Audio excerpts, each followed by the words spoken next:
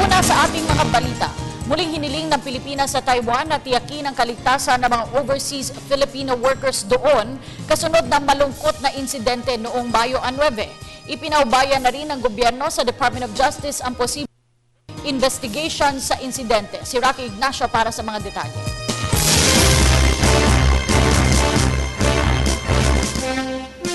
Salamat Kani. Pinatitiyak nga ng Malacanang ang kaligtasan at kapakanan ng maraming Pilipino sa Taiwan. Samantala, hindi naman kumbisido si Pangulo Aquino na dapat pang magpadala ng panibagong emisario para pahupain ang tensyon sa Taiwan. Muling hiniling ng Malacanang sa Taiwan na tiyakin ang kapakanan at kaligtasan ng mga Pilipino doon kasunod ng May 9 maritime incident. Sa briefing ni Deputy Presidential Spokesperson Abigail Valte, sinabi nito na umaasa ang Pilipinas na hindi na mauulit ang napaulat na pananakit sa mga OFWs sa naturang bansa. They've already manifested their intent to do so, and I hope we hope that with the move that they are apparently ready to provide the additional protection, we hope that these incidents will not be repeated again. The two, I understand, have been confirmed. Thankfully, the injuries were minor and they were treated promptly. There is a third that I'm waiting for confirmation from. We will let you know once we get that. Sa ang Permanent Representative Antonio Basilio ng Manila Economic and Cultural Office, patuloy itong nakikipag-ugnayan sa kanyang mga counterparts doon. I understand that the MECO office there still continues to perform their duties, especially in light of these reported incidents on our citizens. Samantala, pinaubayan naman ng Malacanang sa Department of Justice ukol sa usapin ng posibleng joint investigation. Nauna nang tiniyak ng pamahalaan ang pagsasagawa ng patas at may kredibilidad na resulta ng investigasyon.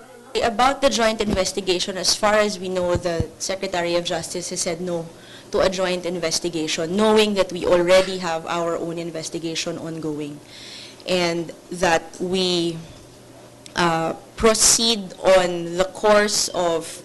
There are several questions that have been raised in connection to the investigation.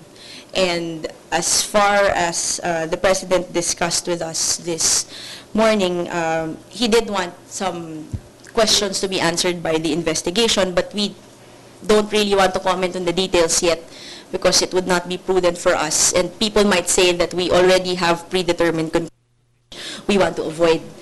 As to the joint investigation, the Secretary of Justice has already said that that may not be possible. Ginit na ni Valte na naging malinaw naman ang lahat ng ito sa liham ni Pangulo Aquino na ipinadala sa itinalagang Special Envoy na si MECO Chairman Amadeo Perez. I can tell you that only the last letter that was transmitted to them was authorized by the President. And I understand the contents of the letter were very precise, and that it was emphasized there. It was made very clear that the President had already tasked the National Bureau of Investigation, which in our view, has already proven their impartiality in past investigations and their objectivity, again, in past investigations that they have been tasked by the President to undertake. Hindi rin kumbinsidong Malacanang na kinakailangan ng dagdag emisaryo para pahupain ang tensyon sa pagitan ng dalawang bansa hanggat hindi natatapos ang investigasyon sa usapin. I raised this particular point with the President and he said that it would not be prudent for us at this particular time, considering that the investigation on the incident is still ongoing, and to send an emissary at this point, an additional one apart from the ones that we already have, would effectively be forcing that person to engage in speculation, knowing that the investigation is still ongoing. So again, not at this point. Samantala, ipinaubaya naman ng Malacanang sa mga pribadong individual o grupo ang paghahain ng reklamo sa United Nations kaugnay ng pananakit sa mga Pilipino sa Taiwan kung ito ang magiging daan para sa mapayapang pagresolba sa issue. At yan po ating pag-uulat mula dito sa Malacanang sa tulong ng RTVM. Ako po si Rocky Ignacio para sa Telebisyon ng Bayan. Maraming salamat kasama Rocky Ignacio.